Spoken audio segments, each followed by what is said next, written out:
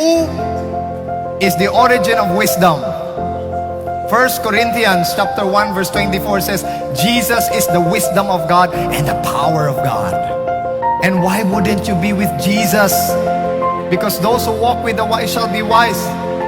And the only way by which you can gain wisdom is not by the thoughts of this world, is not by the best people of this world, and not by the theologians, nor by the philosophers, nor by the scientists. Those who gain wisdom are those who walk with God. Constantly we are depressed. Why? Because many of our prayers are not answered. But let me tell you something.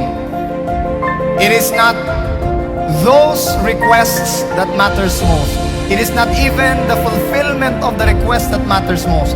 It is in the chamber, being with God, that brings joy. Whether God would fulfill what you are praying for or God would not fulfill what you are praying for, just being with God is already a fulfillment of the joy He promised. Amen? But many of us would want to go to the end of the rainbow without actually gaining, taking hold of the privilege and the opportunity of walking through the rainbow. And let me tell you something.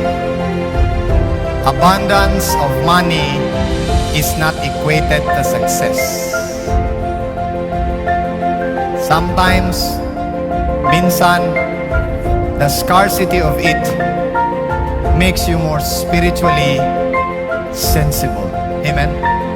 2 Corinthians chapter 10 verse 4 says, we demolish all arguments and every pretension that set itself up against the knowledge of God, but take our thoughts captive to make it obedient to Christ.